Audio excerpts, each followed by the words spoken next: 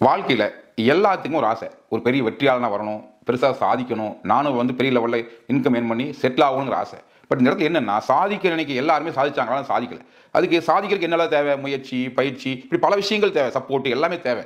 அதெல்லாம் தாண்டி மிக முக்கியமான விஷயமா ஒரு நல்ல ஆப்பர்ச்சுனிட்டி வேணும். இன்னைக்கு எவ்வளவு நல்ல விதையா இருந்தாலும் சரியான நேரத்தில் விழுந்தாதான் அது தன்னை வந்து பெரிய லெவலில் விருட்சமா மாத்திக்கும். ஏதோ பாரமா விழுந்துட்டாலோ வேற எங்க விழுந்துட்டாலோ அது வந்து முளைக்கிறதும் கஷ்டம், முளைச்சாலும் வளர்றது ரொம்ப ரொம்ப கஷ்டம். அந்த அளவுக்கு நெருக்கடியான நிலைமையில அந்த விதை தன்னை வந்து பெருசா வளர்த்திக்க முடியும். அப்படி சுச்சுவேஷன்ல ஒரு நல்ல நிலம் கிடைச்சதுன்னா சரியான விதையா இருந்தால் எப்படி பெரிய விருட்சமா தன்னை மாத்திக்குமோ அது மாதிரி நீங்க திறமையாகிற ஒரு நபராக இருந்தீங்கன்னா உங்க சரியான ஒரு பிளாட்ஃபார்ம் கிடைச்சதுன்னா நிச்சயமா உங்களாலும் ஒரு மிகப்பெரிய வெற்றியாளராக மாற முடியும். ஸோ அந்த வகையில் நீங்க சராசரி சாதாரண படிப்பறிவு கம்மியாகிற அல்லது எந்த லெவலில் இருந்தாலும் middle class, lower middle class எந்த லெவலில் இருந்தாலும் நீங்க நினைச்சாலும் உங்க வாழ்க்கையில ஒரு மிகப்பெரிய சக்சஸ்ஃபுல் பர்சனா ஒரு சம்பாதிக்க நபராக மாற முடியும். அதுக்கான வாய்ப்பை தான் மை வித் ஆட்ஸ் உங்ககிட்ட கொடுத்துருக்கு. ஸோ இந்த வாய்ப்பை உங்க நண்பரோ இல்லை உங்க ரிலேஷன் யாராவது கொடுத்துருக்கலாம். யார் கொடுத்தா என்ன, வாய்ப்பு கை வந்தாச்சு. ஸோ கிடைச்ச வாய்ப்பை எப்படி சரியாக பயன்படுத்தணும், எந்த அளவுக்கு அது எஃபர்ட் போடுறது பொறுத்து தான் உங்களுக்கு சக்ஸஸ் இருக்குது. ஸோ மொத்தத்தில் என்னன்னா, கடவுள்கிட்ட போய் எல்லாரும் கேட்போம் எனக்கு ஒரு வரம்புடுன்னு. அந்த கடவுள் நேராக வந்து கொடுக்க மாட்டார்.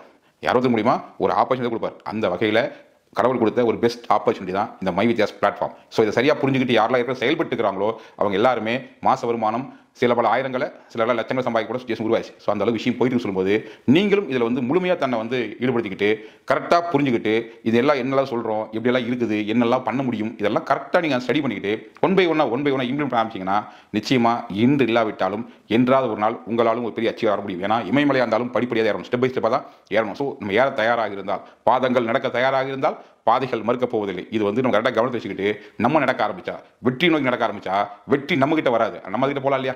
ஸோ கண்டிப்பாக வெற்றி மாலையோடு உங்களுக்கும் காத்துக்கிட்டு இருக்குது. நீங்கள் அதுக்குண்டான எஃபோர்ட் போட்டு மூவ்மெண்ட் பண்ண ஆரம்பிங்க. எல்லாரும் சொல்லுவாங்க மூச்சு விட்டு கொண்டு இருப்போம்லாம் மனிதன் இல்லை, முயற்சி மட்டும்தான் மனிதன் சொல்லிட்டு. நீங்கள் முயற்சி எல்லாம் தான் பண்ணுறோம். ஸோ ப்ராப்பர் பிளாட்ஃபார்மில் பண்ணுறோமா அதை ரிசல்ட்டாக மாறுது. ஸோ அப்படி இருக்கும்போது மை வி3 ஒரு மகத்தான ஆப்பர்ச்சுனிட்டி உங்கள் நண்பர் மூலியமாவோ இல்லை உங்கள் உறவு மூலியமோ கை கிடைச்சிருக்குது. சரியாக புரிஞ்சுக்கிட்டு இதை முழுமையாக பயன்படுத்துங்க.